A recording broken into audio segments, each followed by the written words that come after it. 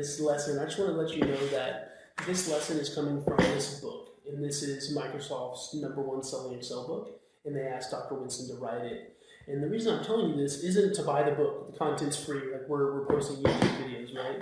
It's more to let you know that you're getting a world-class education if you just watch the content. The video's there, just watch the whole thing.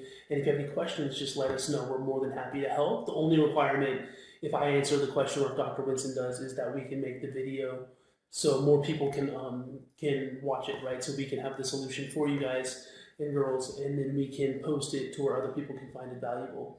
And again, underneath in the description, there are going to be the start files and the ending files, meaning you can download them, no email, we don't need anything, just click on the link, you'll automatically download the files, and you can follow along, and you can have the formulas in your spreadsheet, or in Dr. Winston's spreadsheet. And then we do offer a free 21-day course. Again, the link is in the description, or you can go to excelwithwayne.com/free.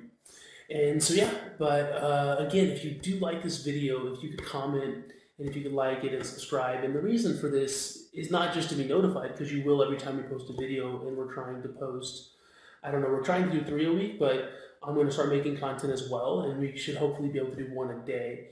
And so yeah, but also the bigger benefit is that if you think the content is valuable, then by liking and commenting and subscribing to the channel, more people will see it. The algorithm of YouTube will push the video to more people.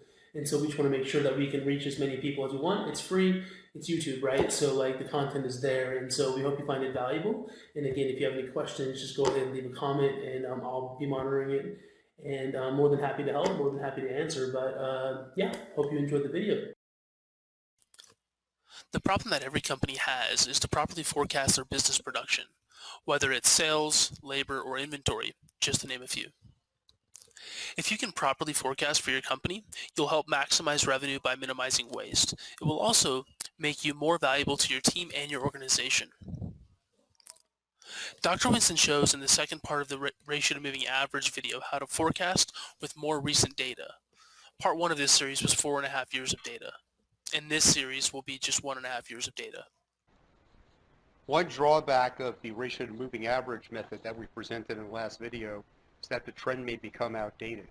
Recall in the last video, we basically computed the trend based on 18 months of data.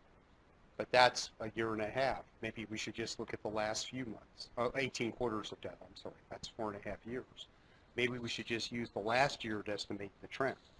So how might we do that? Well, the last 4 quarters of data we have are quarters 15 through 18, where we have the estimate of the level of the series or sales in column G, and then we have the quarter number 15 through 18 in column B. So we could estimate the slope or the upward increase in trend per period by running a regression or estimating the least squares line for the last 4 quarters using this one.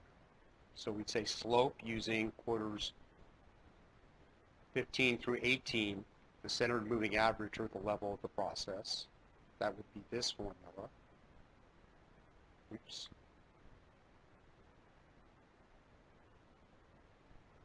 So we get an estimate of about 8 per quarter when we had 7 per quarter, so it looks like the trend is increasing recently.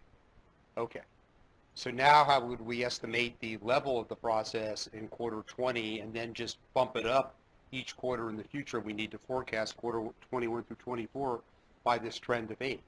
Well, if you look at what happened in quarter 20, we sold 192, okay, and that was a 4th quarter, so you'd have to de-seasonalize it or lower it because the seasonality for the 4th quarter was 20% above average.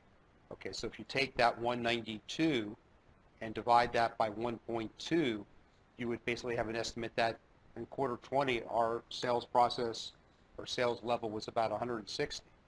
So if you take that basically level for quarter 20 estimate and then add the trend times the quarter number minus basically 20, in this case 21 minus 20, 22 minus 20, then every quarter your base level from quarter 20 would be increased by 8.15.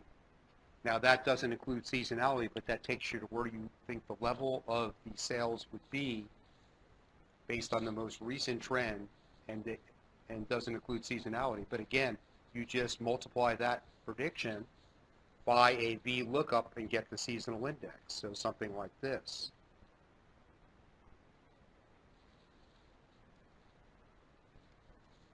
So again, what we had was an estimated quarter 20 level of 160 after deseasonalizing or taking the seasonality from quarter 20, and then we would raise that level by 8 each quarter. And the first quarter will have a lower forecast because that wasn't a very good seasonality quarter. But the fourth quarter will really knock that forecast up a lot for 2 reasons. Because the trend of 8 was observed would be estimated for 4 quarters, and then we would increase the seasonality by that factor of 1.2.